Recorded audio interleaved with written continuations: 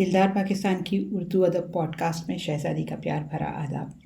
शौकत थानवी की किताब शीशमहल से जो हम आपको खाके सुनवा रहे थे, जो सिलसिला शुरू किया हुआ था, अगर ये दो खाके अगर आपके साथ शेयर ना किए तो ज़्यादती हो जाएगी। ये पहला है जालिब देहलवी के बारे में। लिखते हैं उस्ताज़ मीर बशारत अली जालिब देहलवी रोज़नामा हमदम लखनऊ के एडिटर थे और हमदम के डायरेक्टर खान बहादुर सैयद अहमद हुसैन रिजवी MBA ने मुझे हमदम के दफ्तर भेजा था कि मैं मुतरजम की हैसियत से काम करूं। तुर्की टोपी पहने, इसका फुंदना आगे पड़ा हुआ था और फुंदने के आगे सफ़ेद बालों का गुच्छा टोपी से पनाह मांगकर निकला भागता था। निशान सी सफ़ेद दाढ़ी, एक हाथ में सिगरेट और दूसरे में कलम, मेज़ से कुछ ही उठा हुआ सर। सज धज से एक बुज़ुर्ग इस तरह लिखने में मसरूफ़ थे गोया ऊँघ रहे हैं। मेरे आने का कोई नोटिस ही न लिया। लिखते रहे, बराबर लिखते रहे, ना कुछ सोचना ना गौर करना, बस लिखते चले जा रहे हैं। इत्तफ़ाक़न कातिब के आ जाने से गर्दन ऊपर उठी। मौका देखकर मैंने अर्ज़ किया, अस्सलाम वालेकुम। नहायत करख्त आवाज़ में जवाब मिला, वालेकुम अस्सलाम। खान बहादुर साहब का ख़त चुपके से दे दिया। पढ़कर दुज़दीदा निगाहों से पहले तो देखा, उसके बाद मेरा शजरा शुरू कर दिया। आपके चचा साहब क़िबला ने दिल्ली से रोज़ाना अखबार निकाला था। मैं इसमें काम कर चुका हूँ, बल्कि वो मेरे एक किस्म से उस्ताद हैं। और आपके एक बड़े चचा लंदन तशरीफ़ ले गए थे, वहाँ से फिर वापस तशरीफ़ ही न लाए। आपके वालिद साहब भोपाल में थे, वगैरह वगैरह। मैं हैरत से उनका मुंह देख रहा हूँ कि आकर ये सब कुछ उनको कैसे मालूम है। बाद में मालूम हुआ कि उनको मेरे ही मुतालिक नहीं, हर एक के मुतालिक आम तौर पर मालूम हुआ करता था कि वो कौन है, क्या है, उसका ख़ानदान कहाँ से मुतालिक है, उसकी दादी के कितनी मरतबा ऑपरेशन हुआ था, उसकी नानी की मौत किस मर्ज़ में वाक़ हुई, उसके एक खालू को किस जुर्म में हब्से दो आम दरियाए शोर की सज़ा हुई, मुकदमा किन किन अदालतों में रहा, किस वकील ने क्या क्या जिरा की, वगैरह वगैरह। इस किस्म की बातें हम आप सब सुना करते हैं मगर याद नहीं रखते। मीर साहब के दिमाग में बल्कि कान में एक मरतबा कोई बात पड़ जाए तो क्या मजाल के वो उसे भूल जाएं। वो बात दिमाग से निकलने के लिए फड़फड़ाएगी, मगर मीर साहब का दिमाग याददाश्त का ऐसा पिंजरा था जिसमें कोई सैदा एक मरतबा आकर फिर कभी रहा नहीं हुआ।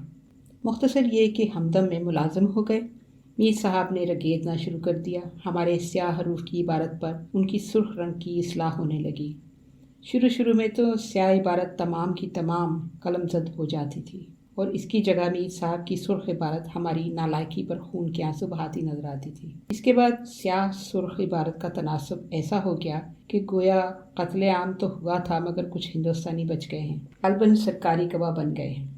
रफ्ता रफ्ता खून की एक आध छींट और फिर खाल खाल सुर्ख रंग की चमक, मगर ये कभी न हुआ कि कोई चीज़ बग़ैर इस्लाह के रह गई हो। तर्जमा हो, शरा हो, मज़ाहिया कॉलम हो, हर जगह इस्लाह मौजूद। अक्सर तो इस्लाह पर गुस्सा ही आता था। आखिर एक मरतबा हिम्मत करके लड़ बैठे। हमने लिखा था कि जगह नुक्ता निगाह, आपने इसको काट कर लिख दिया ज़ाविया निगाह। जलबलाते हुए वो इस्लाह लेकर मीर साहब के पास पहुँचे। आपने नुक्ता निगाह काट कर ज़ाविया निगाह बना दिया है, इसमें क्या फ़र्क पैदा हो गया? सर झुकाए हुए बोले, बहुत बड़ा फ़र्क है। दोनों में नुक्ता निगाह तयक्कन के मौके पर इस्तेमाल होता है। गोया आपकी नज़र पूरे वसूख के साथ एक ख़ास नुक्ता पर है और ज़ाविया निगाह में शक का एहतमाल बाकी रहता है। गोया निगाह ने नुक्ता तक पहुँचने का एक ज़ाविया तो बना लिया है, पर अभी वो नुक्ता दरियाफ्त नहीं किया है जिस मौके पर आपने लिखा है। वहाँ ज़ाविया निगाह ज़्यादा जचता है। आपने लिखा है कि आमिन कमीशन के मुतालिक हमारा नुक्ता निगाह ये है कि हुकूमत ने अपने तदब्बर के फुकदान का एक और सबूत दिया है। अगर यहाँ ज़ाविया निगाह लिख दीजिए तो फिर आप पर नतीजे की जिम्मेदारी नहीं रहती, इसलिए कि बहुत मुमकिन है कि साइमन कमीशन का मकसद अपने नतीजे पर पहुँचकर ऐन मुदब्बर हो। इस वक्त अगर ज़ाविया निगाह गलत भी हो जाए तो चंदा मुज़ायका नहीं है, मगर नुक्ता निगाह का गलत होना एक सहाफ़ी की मौत है। अपना सा मुँह लेकर चले आए। मुख्तसर ये कि इसी किस्म की इस्लाहों का सिलसिला आखिरी वक्त तक जारी रहा। मीर साहब को जिंदा इंसाइक्लोपीडिया कहा जाता था। इसी मौजू पर गुफ्तगू कीजिए, बात करेंगे, बात की जड़ बताएंगे, यहाँ तक कि भंगी भी बता जाएंगे। हलवा, सोहन, खमीर, सुल्तान, मसनवी, मौलाना रूम, खानदान पहलवी, गामा पहलवान, पुलाव की पुख्त। अर्ज तो किया, कोई मौजू ले लीजिए। घंटों तकरीर करेंगे और इस वसूख से मौजू के हर पहलू को नुमायां करेंगे गोया ये आपका खास सब्जेक्ट रहा हो। मीर साहब को शौक सिर्फ दो थे, अफीम और किताबें। अफीम खाकर रंदी कहते थे और जहाँ तक होता था इस खुली हुई हकीकत को राज रखने की कोशिश करते थे। किताबें जमा करने के सिलसिले में हर तकलीफ गवारा थी। इतवार के दिन नखास में लबे सड़क किसी कबाड़िए की दुकान पर बैठे हुए हैं और पुरानी किताबों में दीमक की तरह लगे हैं। क्या मजाल के फिर कोई हंगामा इनको अपनी तरफ मुतवज्जो कर ले। मुकर्रर भी बहुत अच्छे थे, काश तकरीर में कभी सांस ले लिया करते। खाने के शौकीन थे और फितरतन मीठी चीज़ों से खास रग़बत थी। दावतों में जहाँ तक होता था खुद ही जाते थे, स्टाफ के किसी और रुकन को तकलीफ देना पसंद ना करते थे। मुश्किल ही से कोई दावत ऐसी होती होगी जिसमें शेरवानी का कॉलर और सबसे पहला बटन लगाने के बाद बाकी सबको खुला छोड़कर जूते की डोरी सड़क पर लौटती हुई, तुर्की टोपी का फंदना पेशानी पर झूलता हुआ, एक हाथ में छड़ी और रुमाल और दूसरी मुट्ठी में सिगरेट लिए। आप तशरीफ ना लाए हों, आते ही अस्सलाम वालेकुम की झनकारदार आवाज़ महफिल में गूंज जाती थी। फिर लोग घेर लेते थे और कोई ना कोई मौजू छिड़ ही जाता था। एक महफिल के लिए सिर्फ एक मौजू काफ़ी हुआ करता था। हमदम के बाद खुद हिम्मत करके अपना रोज़नामा निकाला, हिम्मत नाम रखा और इसी हिम्मत को जिंदा छोड़कर खुद ख़त्म हो गए। मालूम नहीं कुतुब खाने का क्या हशर हुआ। अजीब अजीब नायाब किताबों का नहायत कीमती ज़ख़ीरा था जिसका अब कोई पता नहीं है। ये खाका तो था जालिब देहलवी का। दूसरा खाका रफ़ी अहमद ख़ान का है, जिनको मेरी तरह बहुत से लोग पहली दफ़ा जान पाएंगे इस खाके के थ्रू। पूरा नाम है रफ़ी अहमद ख़ान। नक्श को इसके मुसव्वर पर भी क्या क्या नाज हैं, खींचता है जिस कदर इतना ही खींचता जाए है। रफ़ी अहमद ख़ान MA मुझसे इस कदर करीब हैं कि मैं इनको देखने से कासिर हूँ। इनके मायब महासन और महासन मायब नज़र आते हैं। मसलन इनकी जहानत, इनके तजुर और इनकी बला की हाजिर जवाबी पर गुस्सा आता है कि ये शख्स इतना बुलंद होकर इस बस्ती में ज़िंदा रहना क्यों गवारा किए हुए है। खुदकुशी क्यों नहीं कर लेता, किसी को कत्ल करके फांसी पर क्यों नहीं चढ़ जाता, पढ़ाई में जाकर रंगरूट क्यों नहीं बन जाता, कि कोऑपरेटिव सोसाइटीज़ में हेड असिस्टेंट क्यों बना हुआ है। इनकी चांदनी और अंधेरी रातों के मशागल पर दिल खुश होता है कि ज़रूर इस मज़लूम को फितरत से इसी तरह इंतकाम लेना चाहिए। फितरत इसको पीस डालना चाहती है मगर वो ठट्ठे लगाता है, कह कहे बुलंद करता है, तकदीर का मुंह चढ़ाता है और मुंह चढ़ा कर एक शरीर लड़के की तरह दूर जा जाकर हंसता है, फिर मुंह चढ़ाता है और फिर दूर भाग कर हंसता है।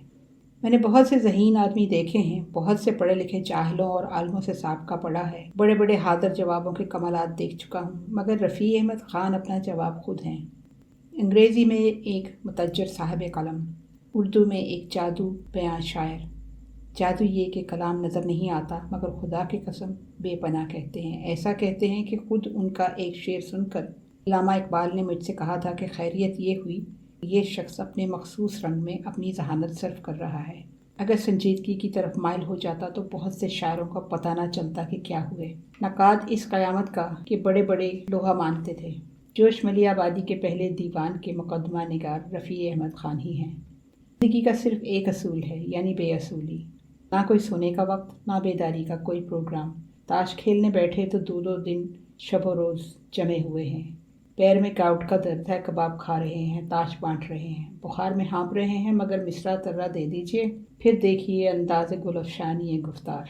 एक एक कहका बरदोश तौबा करा देने वाला शेर उस्तादी के सांचे में ढला हुआ सुनने को मिल जाएगा। ये अशार कहीं लिखे नहीं जाते, न छप सकते हैं, न बातकल्लुफ़ लोगों को सुनाए जा सकते हैं, मगर इल्म सीना बनकर हाफ़ज़ों में महफूज रह जाते हैं। और बड़े बड़े शायर ही शर्मनाक अशार को अपने नाम से मंसूब करके लोगों को सुनाते हुए ज़रा भी शर्म महसूस नहीं करते। मैं उनका अजीज़ तरीन दोस्त हूँ, बेहद गुस्ताख और बेहद बेतकल्लुफ़। लोग कहते हैं कि रफ़ी अहमद ख़ान की नकेल शौकत के हाथ में है, और रफ़ी अहमद ख़ान खुद फरमाते हैं कि मेरे कलाम की सबसे ज़्यादा तशहीर शौकत ने की है। मैंने उनसे बारहा कहा है कि तुम आखिर संजीदगी के साथ शायरी की तरफ तवज्जो क्यों नहीं करते। जवाब हमेशा यही मिलता है कि जिसको तुम सब गैर संजीदगी कह रहे हो, मेरे नज़दीक वही संजीदगी है। मैं शेर में दिल और जिगर कहकर झूठ बोलना नहीं चाहता। इन पर्दों की मेरे राय में कोई ज़रूरत नहीं है। बात खरी खरी क्यों न कही जाए। उनको उम्मीद है कि वो दिन करीब है जब उनका कलाम کورس کی کتابوں میں شامل ہو کر داخلے نصاب ہو جائے گا۔ بدلہ سنچی اور حاضر جوابی میں ان کو مات کھاتے ہوئے میں نے کبھی نہیں دیکھا۔ نہایت متین چہرہ بنا کر ایسی بات کہہ دیتے ہیں کہ دھوئے دھوئے نہ چھوٹے۔ کیسی ہی تکلیف ہو دل پر جو عالم بھی گزر رہا ہو، مگر رفیع احمد خان کی زندگی پر مردنی کبھی نہیں چھا سکتی۔ حال ہی میں آپ کی ان خالہ صاحبہ محترمہ کا انتقال ہوا جنہوں نے اولاد کی طرح آپ کو پالا تھا۔ مجھے اطلاع ہوئی، میں جنازے میں شرکت کے لیے وہاں پہنچا۔ رفیع احمد خان خلاف معمول چہرہ لٹکائے نظر آئے، مگر مجھے دیکھتے ہی علیحدہ لے گئے اور ہاتھ جوڑ کر کہا، بھائی اس مصیبت کے وقت ایک احسان مجھ پر کرو کہ تم فوراً یہاں سے چلے جاؤ۔ میں حیران تھا کہ کیا ماجرا ہے۔ کہنے لگے، خدا کی قسم ہنسی آ جائے گی اور لوگ کہیں گے کہ دیکھو اس درندے کو کہ موت پر ہنس رہا ہے۔ پھر میں نے لاکھ نہ ہنسنے کا وعدہ کیا، مگر توبہ کیجیے، جب تک مجھ کو وہاں سے واپس نہیں کیا برابر میرے سر رہے کہ خدا کے لیے چلے جاؤ یا میں خود کہیں چلا جاتا ہوں۔ کافی عمر آ چکی ہے، بظاہر صاحب اولاد نہیں ہیں، لیکن اس کا بھی غم نہیں۔ کہتے ہیں کہ خدا ایک در بند کرتا ہے تو ہزار کھول دیتا ہے۔ بیماریوں نے قبل از وقت بوڑھا ضرور کر دیا، مگر پوپلے منہ میں قہقہوں اور تبسموں کی آج بھی کوئی کمی نہیں۔ کیا کوئی نوجوان اس قدر زندہ ہوگا جس قدر یہ جوانی کی حدوں سے گزرا ہوا انسان زندہ اور شگفتہ ہے؟ واقع ہوئے ہیں آپ پٹھان، مگر طبیعت پائی ہے لطافت پسند۔ پٹھوری کا یہ عالم ہے کہ چاقو سے لے کر بندوق تک سبھی کچھ رکھتے ہیں، اور لطافت پسندی کی انتہا یہ کہ پٹھان ہوتے ہوئے بھی بغیر حلال کیے گوشت نہیں کھا سکتے۔ دسترخوان پر حلالوں کا ڈبہ ہونا ضروری ہے۔ شکار سے بھی شوق ہے اور شاعری سے بھی، پھر بھی بیکار آدمیوں میں نہیں ہے، بلکہ ذمہ داریاں تو اتنی اوڑھ رکھی ہیں کہ ایمانداری کے ساتھ کوئی وعدہ کرنے کے باوجود اپنے فرائض کی کثرت میں گم ہو کر اپنا کو بھول کر مجبور ہو جاتے ہیں۔ مثلاً وعدہ ہے کہ شام کو 5 بجے کسی پارٹی میں ساتھ ہی چلیں گے۔ تیسرے دن پتہ یہ چلے گا کہ خلق اللہ کو فائدہ پہنچانے کے لیے آپ شکار چلے گئے تھے، اور وہاں چونکہ شکار نہیں ملا لہذا تاش کا کوئی ایسا کھیل شروع ہو گیا جو آج تیسرے دن ختم ہوا ہے۔ اب بتائیے کہ ان کے فرائض کا کیا علاج ہے، اور وعدہ خلافی میں خان صاحب کا کیا قصور ہو سکتا ہے؟ جو دوست ہیں وہ اس جادوگر سے لڑ نہیں سکتے، روٹ نہیں سکتے، بائیکاٹ نہیں کر سکتے۔ پکا ارادہ کر لیا ہے کہ اب خان صاحب کی ناز برداری ختم۔ ہماری پرواہ نہیں کرتے تو ہم ان کی کیوں پرواہ کریں؟ ان کی طرف جائیں گے تو بھی ان کے گھر کا رخ نہیں کریں گے، ان کے سلام کا جواب تک نہ دیں گے۔ ارادہ کر ہی رہے تھے کہ دیکھتے کیا ہیں کہ سامنے سے خان صاحب چلے آ رہے ہیں۔ دوڑ کر لپٹ گئے، پھر وہی ہا ہا ہو کہے لگ رہے ہیں، قوالیاں ہو رہی ہیں، پکے گانے گائے جا رہے ہیں، کچھ شعر پڑھے جا رہے ہیں، نقلیں ہو رہی ہیں کہ یکایک کوئی صاحب تشریف لائے خان صاحب سے کسی علمی مسئلے پر تبادلہ خیال کرنے۔ خان صاحب ایک دم ٹھوس علمی آدمی بن گئے۔ ان کے جاتے ہی پھر منہ سے پھول اور چہرے سے ٹھیکرے برسنے لگے۔ ایک مستقل انجمن، ایک سراپا مسرت، ایک مجسم زندگی، ایک مسلسل ہنگامہ۔ کاش ایسے لوگ دنیا میں چند اور بھی ہوتے، کاش ایسے لوگ دنیا میں چند اور بھی ہوتے۔ یہ 2 خاکے آپ کے ساتھ شیئر کرنا بہت ضروری سمجھا تھا۔ امید ہے آپ کو پسند آئے ہوں گے۔ ہمارا ای میل ایڈریس ہے dildarpakistan@hotmail.com۔ Until next time, take care, God bless, اللہ حافظ۔